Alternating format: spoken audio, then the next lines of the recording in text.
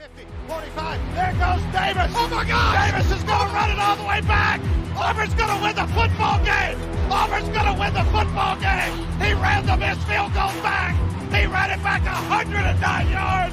They're not going to keep him off the field tonight. Holy cow! Oh my God! Auburn wins. Auburn has won the Iron Bowl. Auburn has won the Iron Bowl in the most unbelievable fashion you will ever see. Oh, welcome in everyone to a brand new edition of the Dream Wager. Today is Sunday night, November 19th, 2023. As always, I'm your host, D-Rock. Going to rock a little solo episode for you guys today. Elvis is sick, but have no worries. We'll break everything down. Very interesting Sunday NFL slate. I'll give you our plays. I got Elvis's plays as well for Monday Night Football. Got a rematch of last year's Super Bowl, so we'll get into that all. But let's talk about Sunday real quick. I'll get rid of the Jets right now. 32-6 is the score. Buffalo gets back on track. First game without Ken Dorsey, takes care of the Jets. Zach Wilson got benched in the middle of the third, late third in the quarter, but I mean, the writing was on the wall for them. They couldn't do anything. They finally broke the curse in the second quarter, finally getting a touchdown to Breece Hall. Only positive thing I could think you could really take out of this game for the Jets. I think they got out coached offensively. They couldn't do anything running the ball. Breece Hall, I still don't understand why every time the Jets run on first down, it is the one time that Garrett Wilson, Tyler Conklin, and our receivers will get one-on-one action with the defense in the secondary. That's when you throw the ball. None of this running into a brick wall. You have an awful offensive line, guys who have never even played, and you guys can't run the ball. They're not physical. They're beating you up front. What do? Every first down, they fucking run the ball. It's horrendous, honestly. Nathaniel Hackett's not good calling the plays. Garrett Wilson fumbling the ball. I mean, it just – opening kickoff, you knew how the game was going to go once his name Xavier Gibson, once he fumbled the ball on the kickoff. So you knew how it was. Defense, I thought they got the short end of the stick. I thought the D-line played pretty well. I mean, they ran the shit out of the ball collectively as a unit. James Cook rushed for over 70 yards. Latavius Murray had 35 yards. Even Josh Allen had a couple scrambles. So they were able to run the ball all day. And then Kashil Shakur, he was literally the only thing. I thought our secondary and I thought our linebackers played extremely soft today. The only people that played well was our D-line, getting pressure on Josh Allen. They sacked him once at the beginning of the game, Quentin Williams. But other than that, getting pressure with Breece Hall, Jermaine Johnson, Solomon Thompson had a pretty good game as well. Other than that, linebackers played soft. I haven't heard of Quincy Williams' name in 2 weeks now. CJ Mosley was nowhere to be found as well. Will McDonald had one nice play. Secondary, Sauce got torched a few times. DJ Reed, bad penalty as well. Safety goes down. So it was just a very bad game start to finish. And I was saying this to one of my friends. I wouldn't be surprised if Robert Saleh winds up getting his job. Maybe not this week, but it's coming. You saw Ken Dorsey get fired for less. That's all I'm saying. Winning solves everything, but they can't win with this quarterback. So I wouldn't rush Aaron Rodgers back. I think you take your time with him and get him ready for next year. You don't want to come back to an offensive line like that. You are just going to get hurt again. So that's my thoughts on that game. I lose to +7 for the Jets. Dalton Kincaid winds up going over, though. He was a short check down, over 4.5 catches. I get there with he had 6 catches for 46 yards. So at least I broke even on that game, but we'll go down the list. We'll continue with the 4:00 slate. The San Francisco 49ers take care of the Tampa Bay Buccaneers. 2 in a row now for the 49ers at home. They improved to 4-1. Brock Purdy looked fantastic today. 21 for 25, 333 yards, 3 TDs, 0 interceptions. Christian McCaffrey ran the ball well. Didn't get a touchdown, but he got a receiving touchdown, but not a rushing touchdown. Brandon Ayuk had a monster game, 5 catches for 156 yards and the touchdown. Nice to see George Kittle go down, but it was a big game for the 49ers. Now that's 2 in a row for them, after losing 3 going in there by they're healthy. But I guess the only one big loss for the 49ers, Kyle Shanahan, told reporters after the game, star safety Taluna Faluga, he probably is out for the season. He tore his ACL. So it's just another one of a big star going down. But yeah, big win for the 49ers. It was a bad beat, on my end. I had the team total over 27.5. They missed the point after in the second quarter, but we missed by the hook there. So, and then we actually go in 0-2 in this game because Mike Evans only had 43 yards. It was over 55.5. He got the 1-yard touchdown, but other than that, he was targeted 12 times, but only caught 5 balls. Baker Mayfield, I didn't think had a really good game at all. 29 for 45. They weren't able to run the ball on this defense. So they're struggling right now, but yeah, good win for the 49ers. Let's go to the Cowboy game, actually. Cowboys, they take care of business against the Panthers, 33-10. They win. Game goes under the total. Total was sitting at 43.5. Wow. Yeah, Cooper Rush wound up coming in because it was that big of a lead. They didn't want to worry about Dak. But Dak, another good game. No sacks, 2 touchdowns, no interceptions. Tony Pollard finally had a pretty good game. I thought he got into the end zone. He ran the ball efficiently, 5 yards a pop on 12 carries. CeeDee Lamb continues to have a good season. He didn't have the yards necessarily, but 6 catches. He did get in the end zone as well. And they really didn't need it. Bryce Young is just the gift on keeps giving. That's 4 pick sixes for the young quarterback. Really not having a good season, but Panthers, Bryce Young not looking good. 16 for 29, 123 yards. They weren't able to run the ball as well. The only bright spot on this team, I guess, is Adam Thielen. He's having a good year, but other than that, they couldn't get anything going offensively, and they couldn't get pressure on Dak Prescott as well. And against this Cowboys defense, very impressive win. They didn't just win. They went in there and dominated. But, yeah, good win for them. Let's go over to the Giants. Big. I think that's the upset of the 1:00 slate. The New York Giants take care of the Washington Redskins 31-19. Sam Howell lost to a guy who lives with his mom. Just let that sink in. That's kind of crazy in my eyes. Tommy DeVito had himself a hell of a game. I'm not going to lie. 18 for 26, 3 TDs, 246 yards. Great performance. He didn't turn the ball over despite getting sacked 9 times. So they got away with it, and this defense is just awful. Ron Rivera lost to Brian Dable and Tommy DeVito. That's a fireable offense, as Elvis would say. That just can't happen. Sam Howell, awful game. I don't care. He threw for over 250 yards. He threw for 3 interceptions, forcing the ball, just bad decision-making. Brian Robinson Jr. had a good game. He ran the ball pretty well, I thought, and he had that nice long 21-yard catch down the field.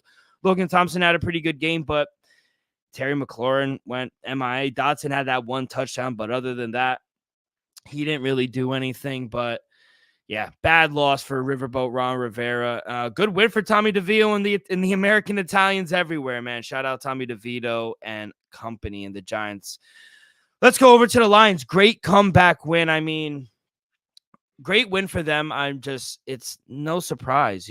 Chicago, they're tanking, and what a full job that they did coming into the fourth quarter. You're up double digits. You have to put the game away with 4 minutes left, and they fold.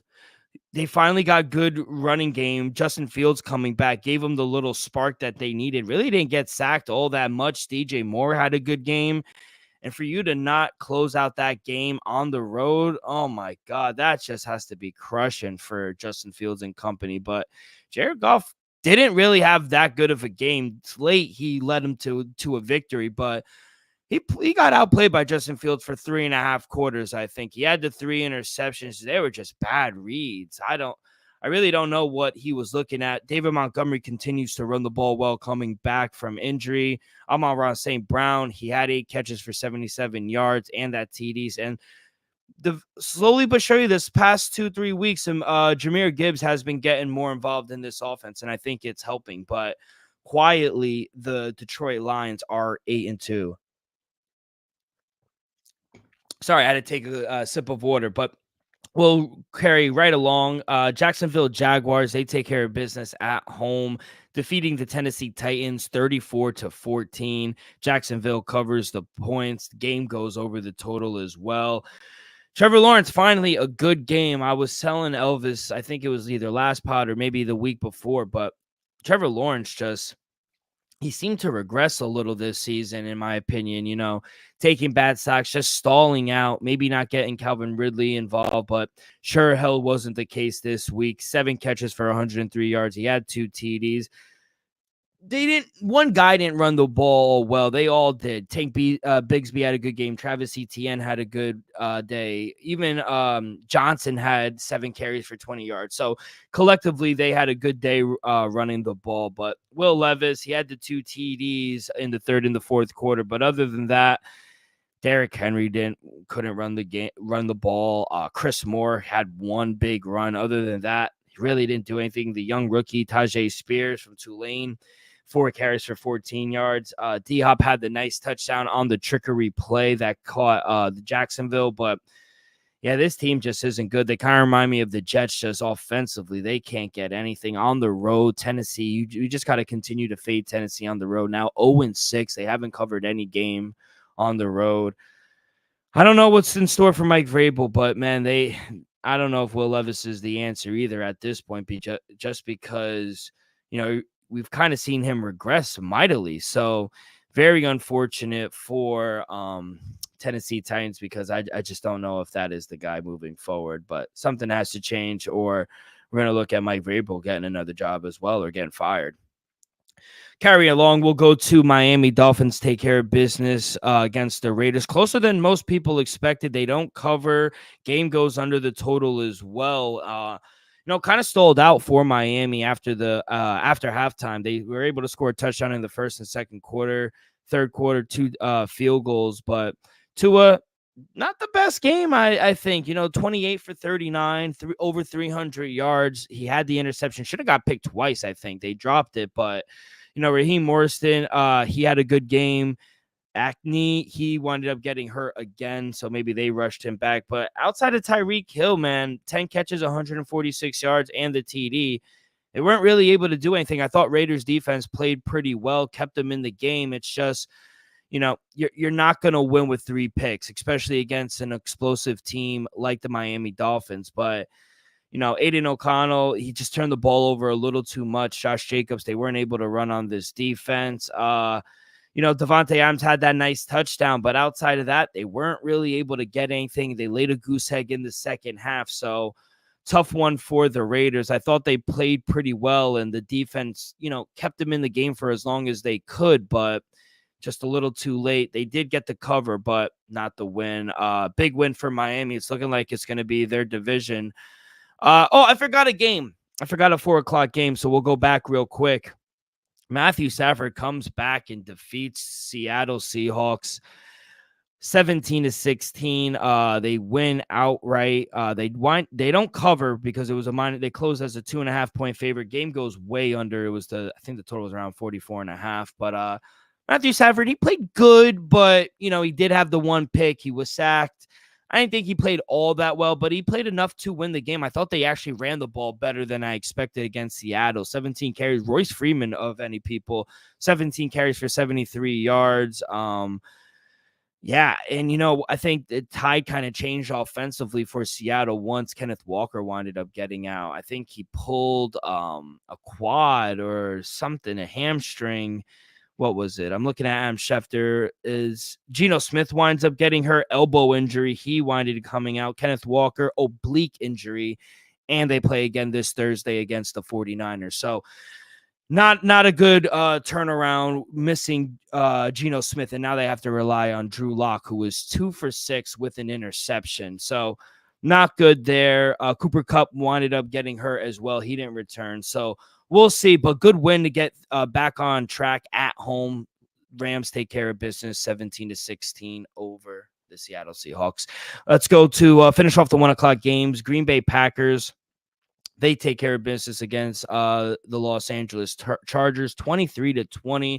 They come from behind and get the win. I mean, I guess the theme of this podcast is coaches getting fired because Brandon Staley needs to be fired as well, man. This is a game. You need to go in to Lambeau Field. I know it's a tough place to play, but Justin Herbert should not be losing to Jordan Love. And Jordan Love didn't play that bad at all, I thought.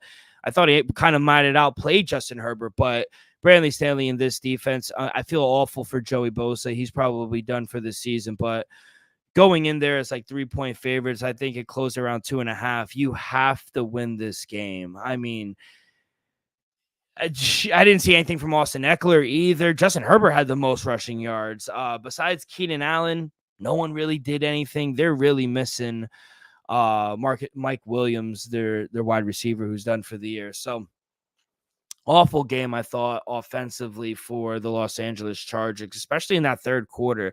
That's when I thought the tide started to change. So, yeah, Green Bay Packers, good win. They finally get back on track at home against I won't say good team. I'll say a talented team on paper because that's what they are. And, I wouldn't be surprised if Bradley Stanley winds up getting fired very soon. 2 more games to go. Texans hold on to win against the Cardinals, 21-16. Cardinals wind up covering. Game goes under the total. I think it closed around 48.5. CJ Stroud, I think it was a tale of 2 halves. I thought he played really well in the first half and started turning the ball over a lot in the third half. I mean, this was kind of like, I know he threw for 336 yards, but you really had to watch the game because he kind of let the Cardinals back into this game in the second half. Got to give credit to their defense. Will Anderson and company stepped up and 6 wins. First team to cash over their win total of 5.5. Devin Singletary, he winds up having a really good game. Again, that's 2 now for him. So things are starting to click with the run game. 22 carries for 112 yards. He got into the end zone. And this special kid, rookie, man, the connection CJ Stroud has with Tank Dell is something special, man. It's 8 catches, 149 yards, and a touchdown. Nico Collins also had 7 catches, 65 yards. This is a talented offense, man. And DeMeco Ryan, he has the defense playing well. He has the whole atmosphere and culture of this Houston team change, and it's for the better. So Kyler Murray, on the other hand, 20 for 30. He didn't have that bad of a game. He was just under pressure a lot. 3 sacks. He threw the interception. James Conner had a decent game. But other than Greg Dortch, no one really did anything. Rondale Moore had the one big catch for a touchdown. Other than that, everyone went silence. Hollywood Brown, 2 catches, 18 yards. Trey McBride, 5 catches, 43 yards. No one did anything. So, yeah, this offense is really struggling, but, they might be tanking. So, big win for the Texans, 6-4. And they have the most comeback wins of anyone right now. So got to give credit to Texans. They keep winning, especially at home, 4-1 at home. And then last game on the slate, Cleveland Browns take care of business at home at the Dog Pound, 13-10 against the Steelers. 5-1 Browns at home. They're good defensive battles, a typical AFC North showdown. Good defense, not the best offense, but DTR, man, he outplayed Kenny Pickett. 24 for 33, 165 yards. He had the 1 interception, but other than that, he was only sacked once. I thought he made good check down throws. The run game, Kareem Hunt didn't have that good of a game, but Jerome Ford had 30 yards a carry as well. Even DTR had 20 yards. So they rushed all right, but they weren't able to guard Elijah Moore. David Njoku had a pretty good game as well. So, I thought this team did just enough. And I think this defense with Myles Garrett, they're going to keep you in every game. So it was a good stepping stone for DTR. But, man, this offense for Pittsburgh Steelers, I don't know. I don't know what is going on. Hold on.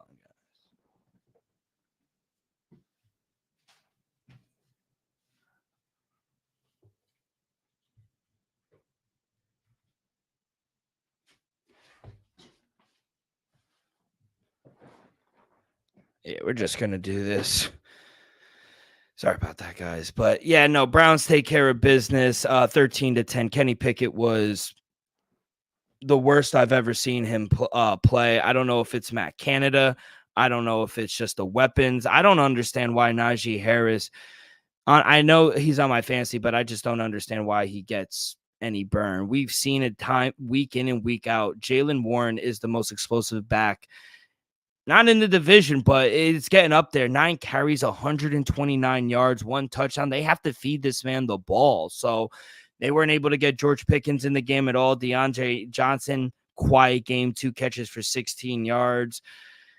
Yeah, I don't know what to do with this offense, man. I almost had to put them in the top 10 last week, but man, they only put up 10 points. Kenny Pickett doesn't look good. 15 for 28, 106 yards. He averaged 3.8 yards per attempt. His QBR was 34.6. DTR outplayed him. That's just crazy to me. But yeah, overall, we had a pretty successful day for the brand. Let me see my final record. I hit on the defensive tackle for the Giants. Brian Owake over 9.5 tackles. Saquon over 69.5 rushing yards. That hit Cam Hayward. Ever since returning, Cam Hayward has not recorded a sack. So under a half a sack. Keep hammering. They're giving you plus money. I hit on that. What else? Mike Evans, like I said, he didn't get there with the receiving yards. Team total over 27.5 for San Francisco. That didn't hit. Dalton Kincaid over 4.5 receptions hit. And the Jets +7 did not hit. So we're doing good. We have one play for Sunday Night Football. It is the over 41.5 with the Vikings and Denver. I think we see a shootout here. You know, I know defenses have been playing better, but I think we can see some points, Josh Dobbs and Russell Wilson. So over 41.5 points tonight and Sunday Night Football. But before we get to Monday Night Football and the rest of our plays, a quick word from our sponsor. We are brought to you by Viva Tequila Seltzer, the most refreshing hard seltzer on the market. Is no wonder why Viva was voted #1 hard seltzer in the world by San Francisco World Spirit Competition. With only 88 calories, 0 carbs, 0 sugar, and a light 4.5 ABV, Viva is the perfect drink for your post-game celebrations, as it was created with that active lifestyle in mind. We flavor tequila seltzer because flavor is the spice of life, and we like our drinks with just a kick, just like how we like our lives. Whether it's Huckleberry playing a round of golf or an elderberry on a Monday night, watching Monday Night Football, it doesn't matter. Our favorites pair perfectly with that artisanal Blanco tequila for that subtle and refreshing drink. Our belief here at the Dream Wager and at Viva is to live long, live well, and live it up. All right, let's get to Monday Night Football. We have a rematch. The Philadelphia Eagles on the road taking on the Kansas City Chiefs. Chiefs laying 2.5 at home, -152 on the money line, +128 for the Eagles. Over under is 45.5. It's a very interesting. We'll start with the side. You know, money has come in on the Eagles because they started at +3, bumped it down to 2.5, and that's where we sit right now. So, you know, Philly, they enter week 11. They're on a 3-game winning streak, but I don't think they've played their best football away from home. They're not playing all that well. They're 3-1-1 ATS on the road. And the Eagles score 6 points less away from home than they do at home. So they're scoring less on the road. And now they run into a Kansas City's defense that has been honestly the difference maker for this team. I think they've been playing better than the offense. And Andy Reid is amazing off the bye. He's 21-3,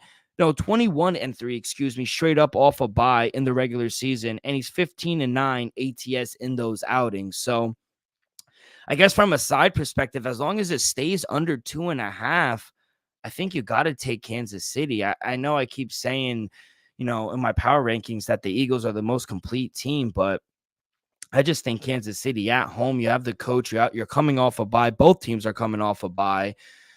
I don't know. I just trust them at home. I think the Chiefs can get this job done. So that's my first lean, not official play. Let's go to the total. Like I said, it's at 45.5, opened around 48.5. It's come down.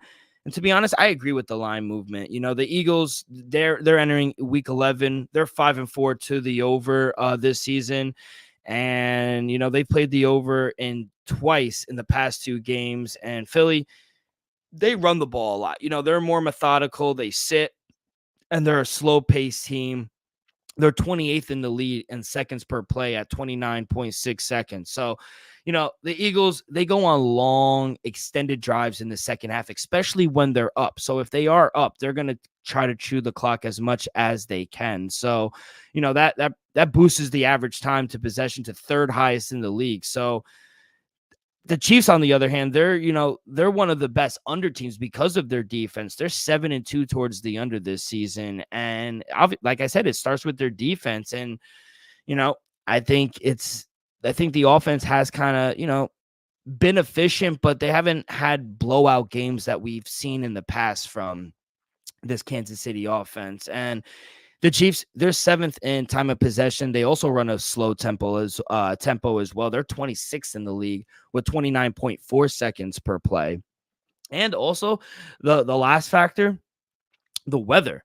It's going to be, I think it's going to have an impact on this total. The forecast right now, as I'm looking at the weather, it's light rain, showers, wind gusts up to 20. We might even see some storms. Temperature is going to be in the 30s and feel like it's in the 20s in Kansas City. It's going to be a fucking freezing game tomorrow. So my first official plays, I'm going to go under. Primetime unders this season, 25-8. Unders are also 11-9 towards the under, 9 straight this season. So yeah, that's my first play. I'm going to take the under in the game. I think the line movement is correct. Player props, there's a lot of guys you could take. You got Jalen Hurts, you got wide receivers, you got Patrick Mahomes, but I'm going to go and attack this Eagles offense. They're going up against an elite defense, like I said, and that's going to hurt Jalen Hurts. The Chiefs, they blitz a lot with Spagnuolo. They're the 6th highest in the NFL. They develop pressure like it's crazy. 28% of opponents in dropbacks. That's the second most. So they collect 31 sacks so far. That's third most in the league. But, making Hurts hurry is, I feel like that's only half the battle. Hurts is one of the best rated QBs when blitz because of his ability to run the ball. He's logged 15 rush attempts when these two teams played in the Super Bowl. And when he faces a blitz-heavy defense this season, he's run 12 times versus Minnesota, 10 times versus Tampa, 10 times versus Dallas, and 9 times versus New England. All those defenses rank top 8 in blitz rate. So, his rush attempt for Jalen Hurts is sitting around 8.5 right now. He stayed under in only 2 games this season, but I do think this should be the number should be around 10 or 11. I just don't think the line's right. Not only have we seen the Eagles go run heavy in the second half, like I said, but that's also on top of all the tush push or brotherly shove quarterback keeps that we see. So that's going to help us as well get over this number. Hurts, he could scramble. I think he's gotten better off of the bye. I think he's healthy, and I think he's going to show everyone how healthy he really feels. So I think he's going to run the ball a little more. So my player prop is Jalen Hurts over 8.5 rush attempts at -110. So yeah, my 2 official plays, like I said, Elvis's 2 plays are Eagles plus 3.5. He thinks the game could be close. He liked the hook. And Isaiah Pacheco over 43.5 rushing yards.